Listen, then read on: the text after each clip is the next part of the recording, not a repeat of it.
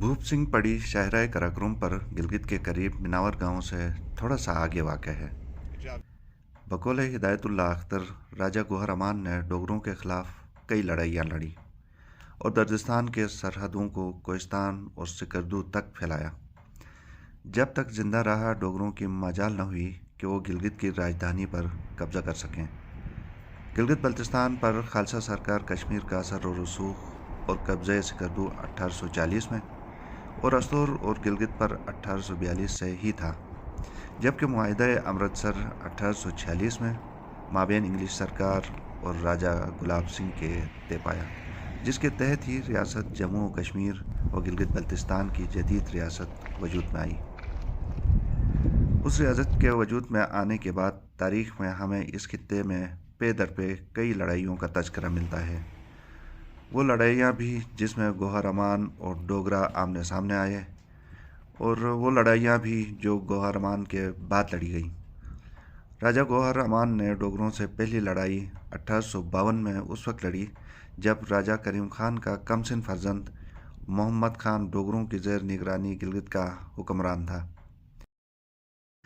याद रहे, जब डोगरों ने 1842 में गिलगित वजारत पर कब्ज़ा किया था, उस वक्त दो सिख जर्नल सांत सिंह गिलगित वजारत में डोगरा फौज की कमान कर रहा था और दूसरा सिख जर्नल भूप सिंह वजारत अस्तूर में डोगरा फौज का इंचार्ज था।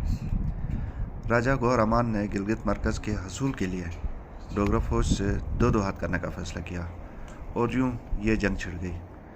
उस वक्त डोगरा फौज गिलगित में दो जगहों में मुकीम थी, एक किला गिलगित में और दूसरी नापुरा किला में। इस दौरान सांत सिंह जर्नैल ने अस्तूर में मुकीम भूप सिंह से मदद चाही, लेकिन वो उसकी मदद को न पहुंच सका और सांत सिंह और उसके सिपाही इस जंग में काम आ गए। इस जंग में राजा गौहर अमान का पल्ला भारी रहा और वो गिलगित राजधानी का हुक्मरान बन गया। राजा गौहर अमान और डोगरों के माबेन दूसरी लड़ाई 1854 में वकूफ़ पजीर हुई, जिसे मार्का चकरकोट कहा जाता है।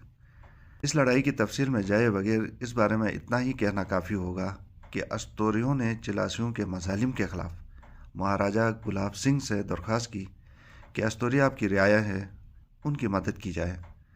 दारेल और चिलास के लोगों ने राजा गौहर अमान का साथ दिया और ये जंग भी डोगरा हार गए।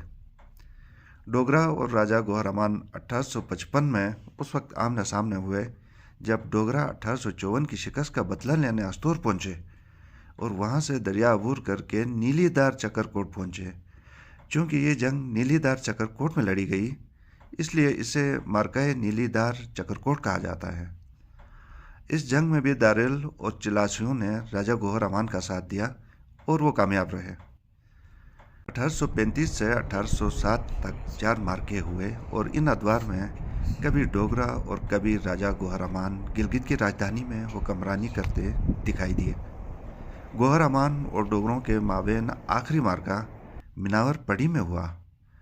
पड़ी शिनाज़ ज़बान में तंग खाई और ख़तरनाक जगह को कहा जाता है, जहाँ से आसानी से गुजरना महाल हो।